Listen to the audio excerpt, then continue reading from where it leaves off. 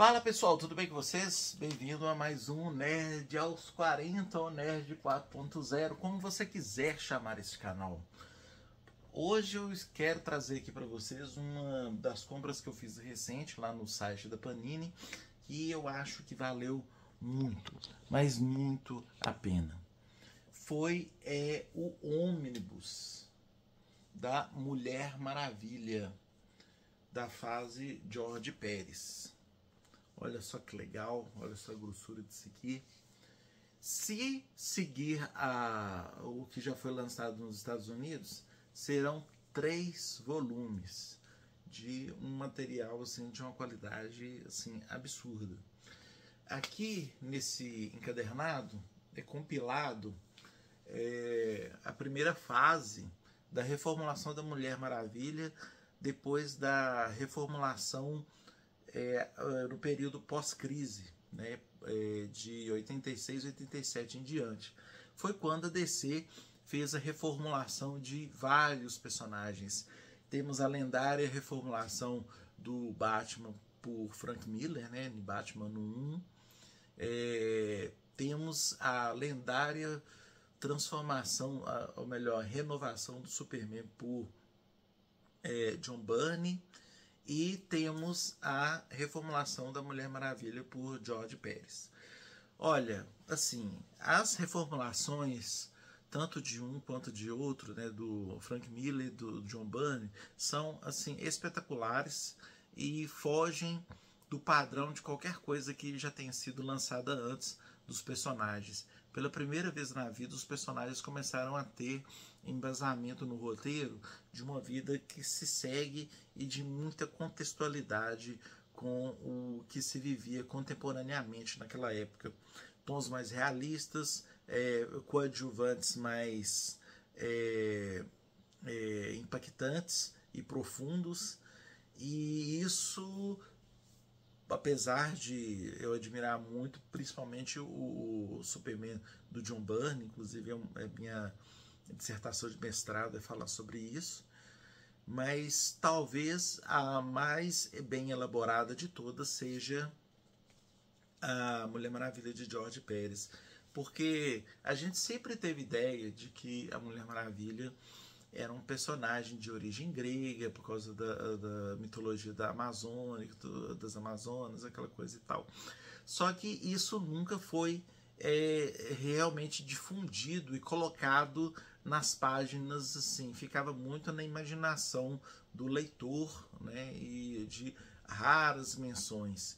Desta vez, o George Pérez, ele realmente fundamentalizou de uma forma metódica, contando em mínimos detalhes a origem da Mulher Maravilha, a origem das Amazonas,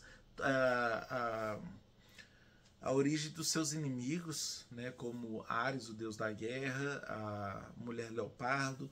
Tudo é contado em mínimos detalhes pelo Pérez, a partir de então, na reformulação da Mulher Maravilha, no período pós-crise.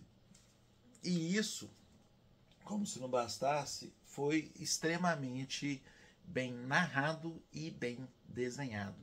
Vamos dar uma olhada aqui de como é que ficou essa HQ aqui. Vamos lá. Então, para a gente visualizar melhor, né, eu resolvi colocar dessa forma aqui. E aqui a gente vê uma sobrecapa, que normalmente é o que vem nos ônibus, certo? Tem os especialistas em ônibus, né, falam para você, quando você for ler o seu ônibus, né, retire isto para não estragar. Ai, eu vejo esses caras ensinando a ler ônibus, são terríveis.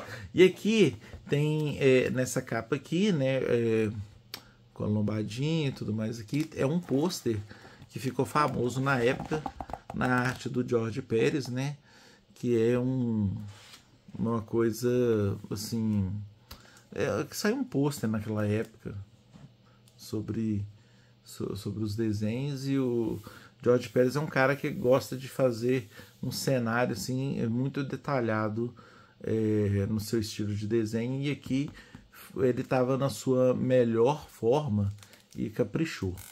Você abre aqui, você tem uma bela arte assim da Mulher Maravilha, né, na guarda. Vamos lá, a apresentação por George Pérez Omnibus. Aqui está George Pérez, né, e seus contribuidores, né, o George Pérez e Len Wein, Greg Potter, desenhado por George Pérez, e ao longo da história tem uma galera que ajuda o Pérez aqui, que tem o Brian Bolland, o Chris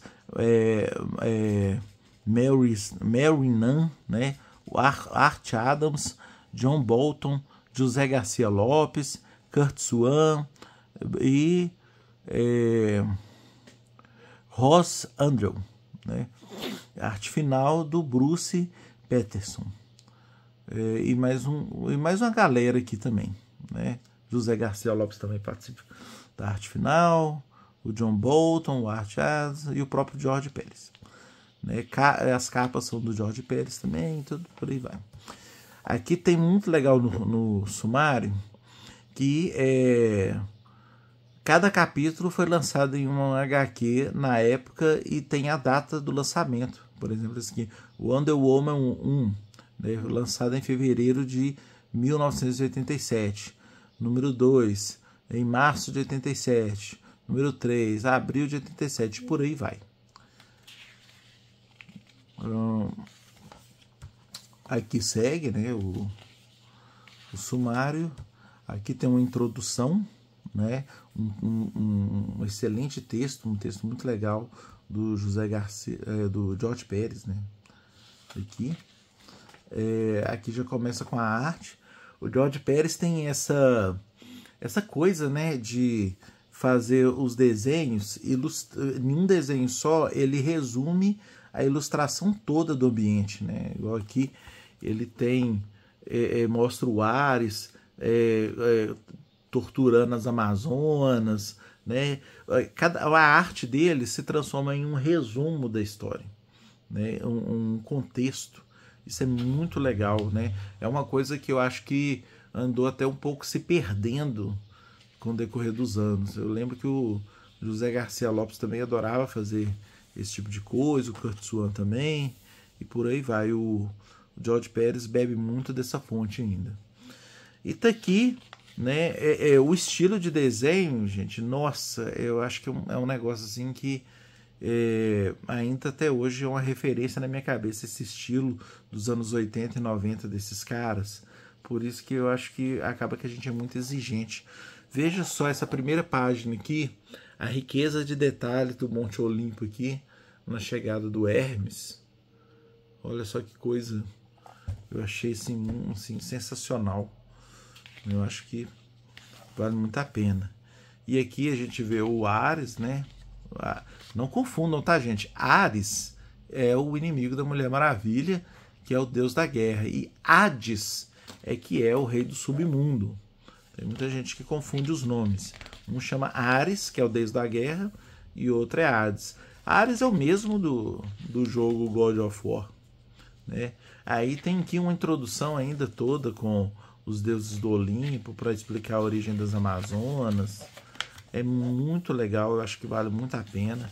Você é um cara que, quando você chegar na parte da Mulher Maravilha, você já sabe tudo sobre como que teve origem a Ilha Paraíso. E eu acho que isso aqui vale muito a pena, certo? Vamos seguir um pouquinho mais para frente aqui. Aí temos aqui, seguindo, né, a origem, o Steve Trevor, né? Primeira vez que ele aparece aqui. Mulher Maravilha com o Hermes. Olha só que legal. Eu não vou ficar contando a história tintim por tintim, que não, a intenção mesmo é apresentar esse ônibus para vocês e dizer como que ele vale a pena, né?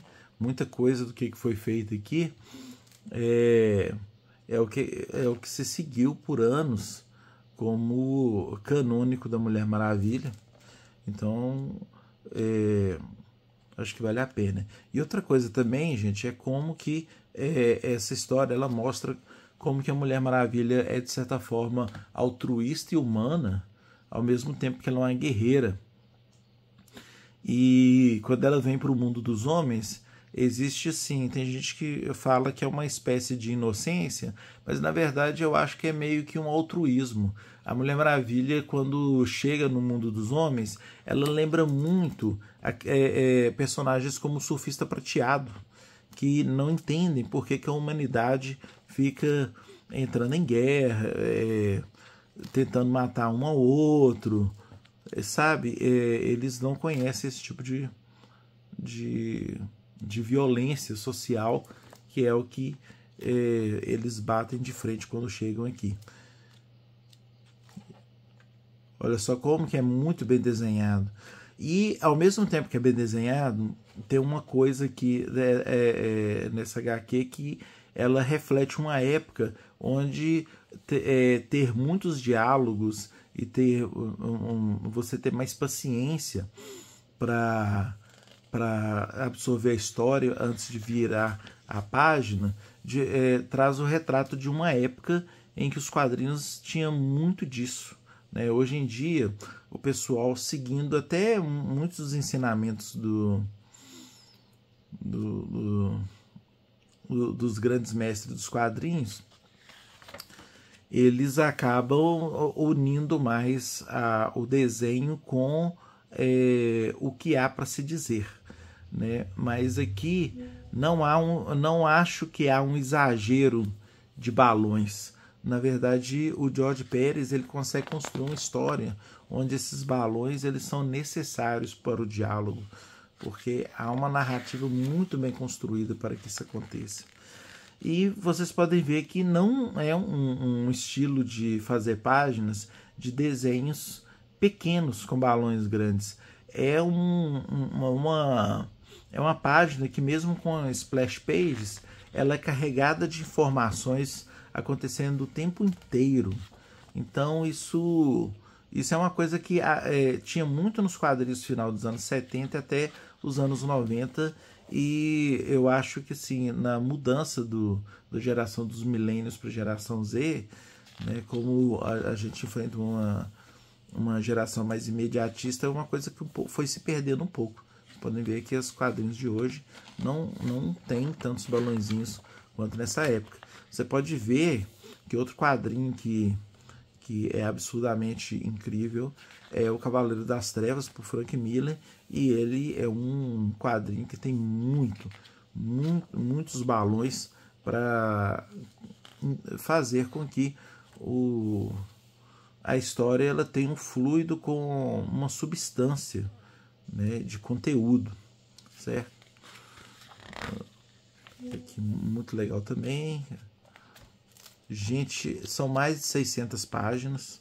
Olha só, eu não paro de me encantar com a arte do George Pérez nessa época, né? E combina muito com todos os trabalhos que estavam sendo feitos na época, tanto do Batman quanto do Superman. E eu acho que essa época foi uma das épocas que levou realmente a descer para um outro patamar.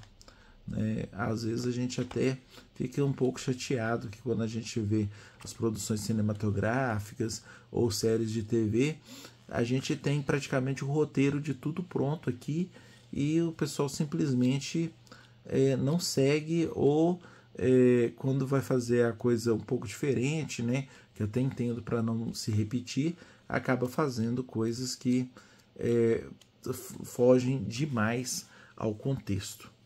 Então, é muito bem desenhado. As histórias da Mulher Maravilha, ela enfrenta muitas coisas relacionadas ao terror e monstruosidades. Achei que ficou muito bom mesmo. Olha só. Eu fico muito feliz de estar com esse material em mãos. Apesar de que eu já tinha ele praticamente todo numa versão em 4 edições que a Panini lançou um tempo atrás, que se chamava Lendas do Universo DC. Mas eu nem tenho que discutir muito que esse formato do ônibus. É um compilado muito melhor e que faz muito mais justiça à grandiosidade deste trabalho, não é verdade? Então, é isso. Tá aqui. Recomendo muito isso aqui, né? No final aqui nós temos uma galeria de imagens que é realmente muito linda. Olha só. Aquela mesma arte, né? Que é a capa. Olha só que coisa mais linda. Tá? Eu adoro ficar vendo essas imagens e percebendo como que eu acho que eu poderia decorar minha casa com isso. Tá aqui a ficha dos personagens, né?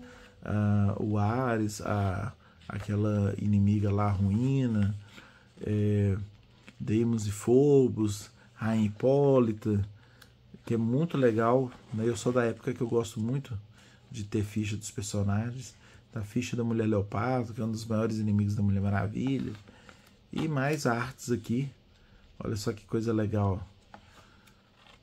Muito, mas muito bonita essas artes aqui. Então, tá aí. Acho que compensa, vale cada centavo. Até porque ela tá saindo... lembrando aqui, ó, ela tem tem pra você marcar a página aqui um fitilho dourado, muito bonito, que é bem diferenciado do que anda sendo produzido pela Panini em ônibus. E vira e mexe, ela tá em promoção, né? Essa aqui eu peguei ela por praticamente R$100 na promoção relâmpago, né? Na verdade eu ia pegar de qualquer jeito, mas que bom que eu peguei numa boa promoção e eu acho que vale a pena, gente. Corre atrás. Não deixa para depois não, porque depois, na hora que chegar o volume 2 aí, vocês vão ficar aí doido querendo um e não vai achar mais. Então aproveita enquanto tá no estoque, enquanto tá tendo promoção, para pegar mais barato. E é isso aí. Fui. Grande abraço a todos. Espero que gostem do conteúdo. Espero que tenha ajudado vocês de alguma forma. Tchauzinho e, como se diz... para o infinito e além. Oh, tchau.